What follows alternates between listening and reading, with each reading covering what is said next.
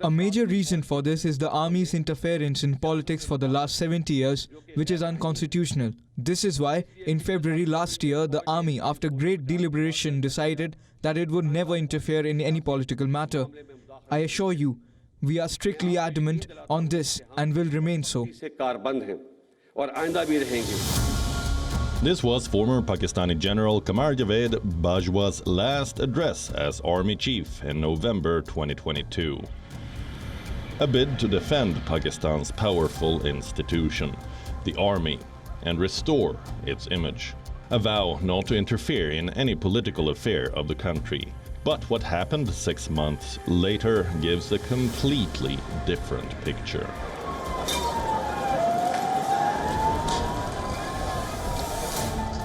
In a dramatic development, to say the least, Pakistan police arrested Imran Khan.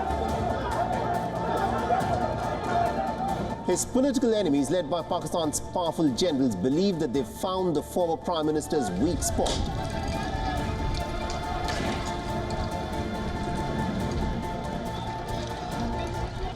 Protests have broken out across the country: Karachi, Multan, Rawalpindi, Islamabad.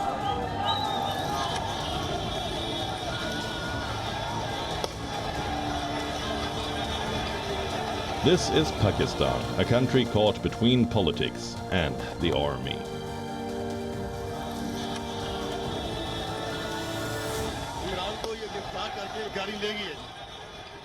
It was the army which abducted me. And nothing happens without the permission of the army chief. That's how the army works. So clearly, he had ordered the abduction.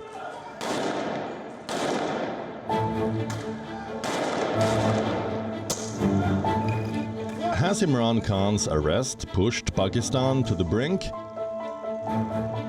Who are the key players behind the latest political turmoil? Let's find out. Shehbaz Sharif, a politician and businessman who is currently serving as the 23rd Prime Minister of Pakistan. Shehbaz Sharif. He is the brother of three-time Prime Minister Nawaz Sharif. Imran Khan, a former international cricket star turned politician, who served as the 22nd Prime Minister of Pakistan from August 2018 until April 2022. He is the founder of the political party called Pakistan Tehreek-e-Insaf, also known as PTI. General Asim Munir, a Pakistani army general and the current chief of army staff. He succeeded General Qamar Javed Bajwa. His appointment followed a dispute between the military and former Prime Minister Imran Khan, who blamed the army for his dismissal. Munir was also the shortest-serving head of the Inter-Service Intelligence, ISI, Pakistan's infamous spy agency. These players are the makers of the modern political drama unfolding in Pakistan.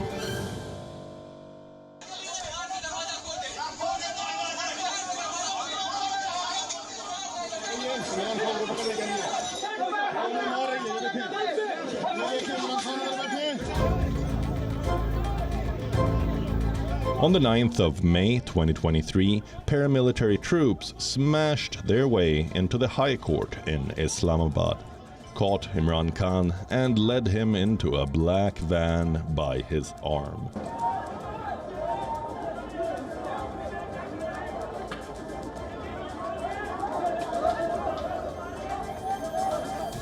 The former Pakistani Prime Minister Imran Khan was detained on multiple charges, from corruption to sedition. The sudden arrest of Khan is the latest chapter in months of ongoing political turmoil.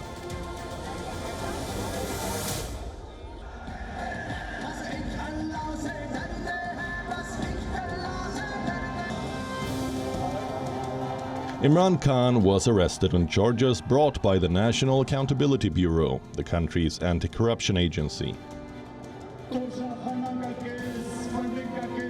The case relates to the time when Imran Khan was the Prime Minister of Pakistan. It alleges that Khan received land as a bribe in exchange for political favors.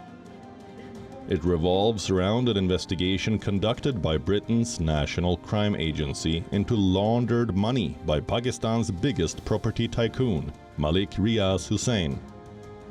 Hussain allegedly gave the land to the Al-Qadir Trust, which was set up by Khan's third wife, Bushra Bibi. Khan, on the other hand, denies all charges and said that the land had been donated for charitable purposes.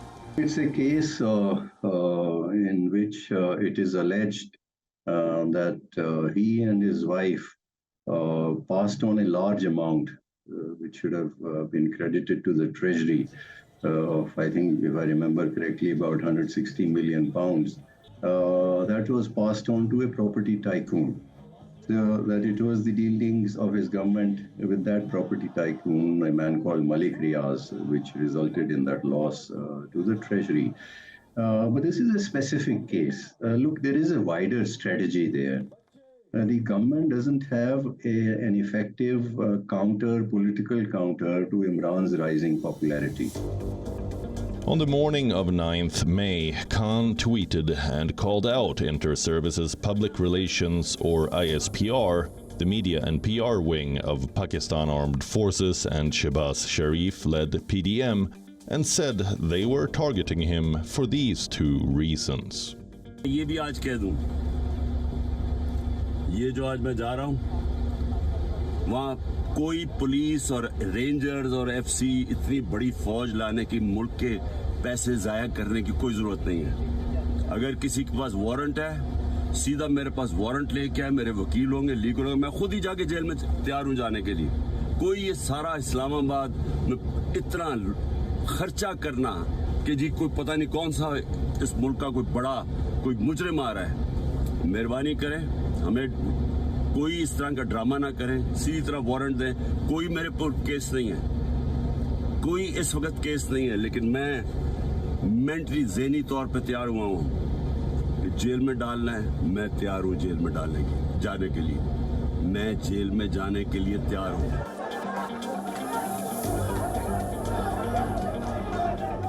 Hours after this video, the riot-geared police arrested him in the nation's capital.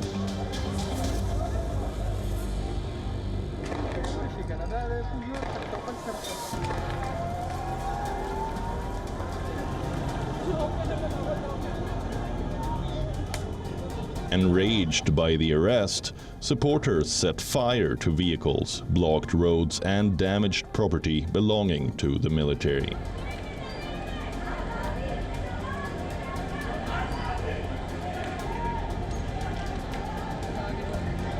Imran Khan's supporters argue that the arrest has little to do with corruption charges and everything to do with Khan's ongoing public battle with the army.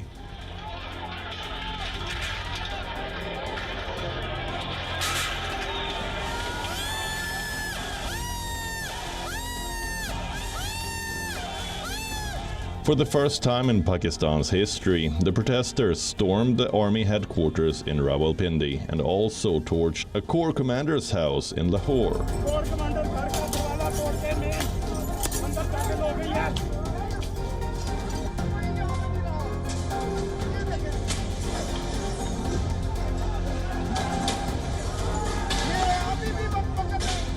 In fact, in a bizarre chain of events, as caught on camera, peacocks were stolen and mutton korma, a gourmet dish, was carried off from the house of the corps commander.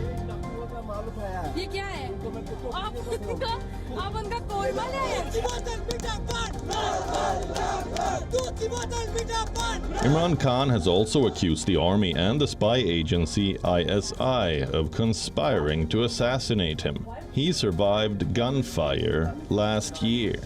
The action taken against him was because he had accused a senior military officer of being behind last year's assassination attempt on him. And we're now in this sort of showdown between the army and Imran Khan.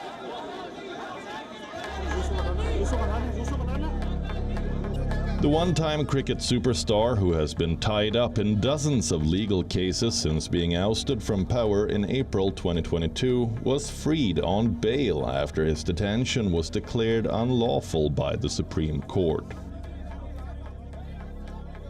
Imran Khan की रिहाई ने साबित किया है कि हम हक और सच पे खड़े थे और अदलिया के साथ खड़े थे। अदलिया ने जो फैसला दिया है हमारे दिल को ठंडक मिली। अगर इमरान खान को रिहा न करते तो हम जब तक हमारे जिस्म में खून का आखिरी कतरा हम खान साहब के लिए बहाते। हम 2 दिन से यहाँ पे डटे थे, डटे रहे और डटे रहेंगे। In various places violence took place, primarily against the army. Now this was an affront to the army. Surprisingly, there was no reaction initially. There were 2 explanations. One, that they were not prepared for it. They didn't know how to deal with it, until they got their act together. But by that time, the Supreme Court stepped in. The Chief Justice released Imran Khan, and the violence abated. The other explanation, which is being given by PTI, is that the army itself engineered some of those incidents to discredit PTI and eventually ban the party itself. The truth may lie somewhere in between. But the fact is that Imran Khan is challenging the army. Imran Khan, who was once the Pakistani army's blue-eyed boy, has now become its biggest bane. But how did he end up on such sour terms with the army? In 1996, Imran Khan launched his party, the Pakistan Tehreek-e-Insaf, or the PTI. But it was not before the 2018 general elections that Khan's PTI emerged as the largest party in the National Assembly. Eventually, he was elected as the country's prime minister, with a promise to fight corruption and fix the economy. But all those pledges went unmet in the next 4 years of his rule. The resolution for vote of no confidence against Mr. Imran Khan, the Prime Minister of Islamic Republic of Pakistan, has been passed by a majority of the total membership of the National Assembly. In 2022, he was ousted as Prime Minister by his opponents in Parliament, becoming the first PM who was removed by a no-confidence motion.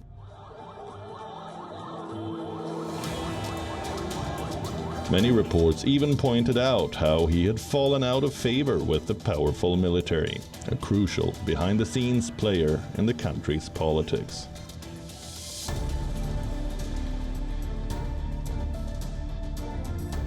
Ironically, in comparison to the present times, he had cordial relations with the army back in 2018, the year he became Prime Minister. In an interview with the New York Times in May 2018, he openly asserted, "In my opinion, it is the Pakistan army and not an enemy army. I will carry the army with me." But what changed the equation over the past few years? In October 2021, Imran Khan and the army openly tussled over who would become the ISI's new Director General. Khan wanted then-incumbent Lieutenant General Faiz Hamid to continue, someone with whom General Bajwa had been clashing. But it was finally Lieutenant General Nadeem Anjum who was appointed by the Chief of Army Staff as the Director General of ISI.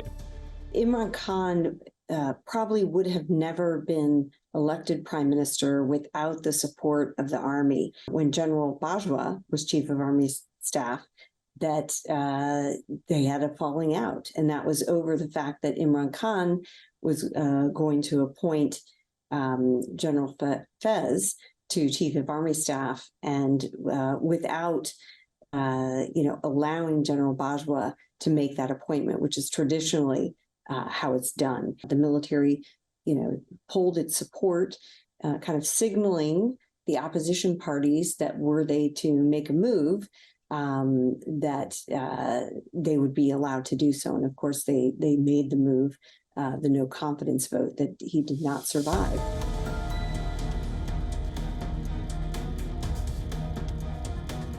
Dear brothers and sisters, your armed forces have never and shall never let you down. The military has taken control of Pakistan in 3 separate coups since independence, and has maintained an iron grip on politics during civilian governments. Former politicians who have attempted to go up against the military have found themselves toppled, arrested, exiled, or assassinated.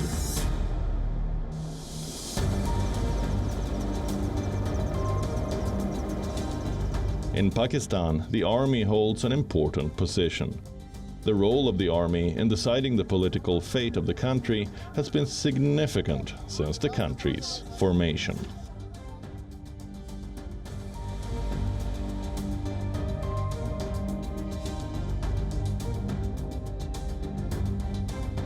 In 1958, Pakistan saw its first military coup when General Ayub Khan seized the position from President Iskander Mirza.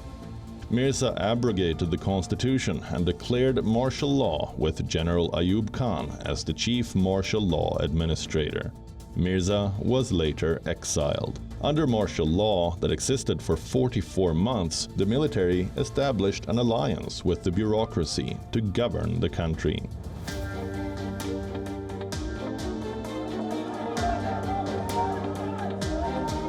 In 1977, the second military coup took place in Pakistan.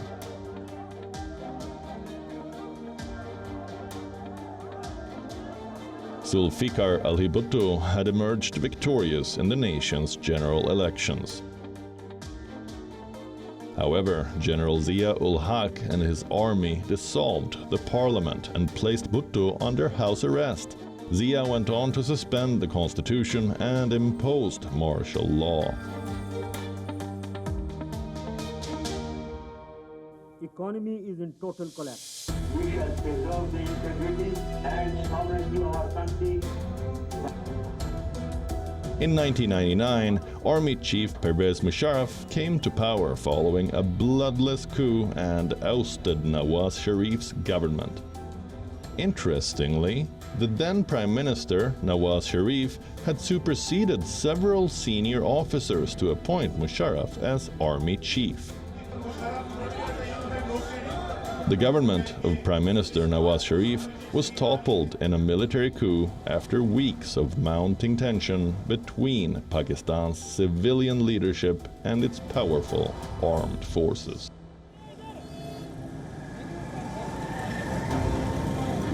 As you've seen, Pakistan has a history of martial law. The ongoing crises in the country are seemingly a fertile ground for yet another military coup. In April, former Pakistan Prime Minister Shahid Khaqan Abbasi warned about this. He said the cash-strapped country's economic and political turmoil is so dire that it has the potential to attract a military takeover. Martial law always remains a possibility. And Pakistan has had long periods of martial law in very similar situations. In fact, I would say that there's never been an economic situation or a political situation as severe as the one today.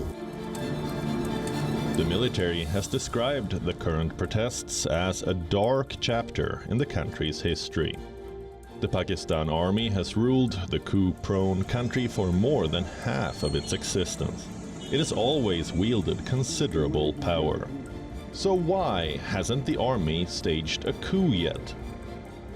Now, with the social media generation, you see how the people came out for protest on the streets, and they even entered the Corps Commander's house. Also, the DGISPR has stated unequivocally that martial law is not at all an option, or coup is not an option. What further role the army takes? A coup, I ask myself, why would they take over directly when they can control things from behind? B, also, this is not a moment anyone who governs Pakistan can succeed.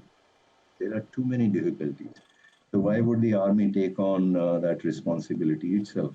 They would take on a greater role, especially in maintaining law and order, but continue to back the Shehbaz Sharif government, which is a good facade for them and which can take the flak for all the failures.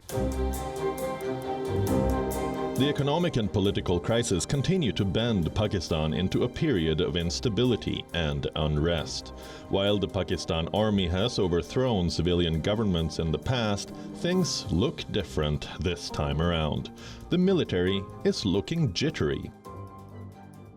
The lack of strengthening democracy is causing all the troubles in Pakistan.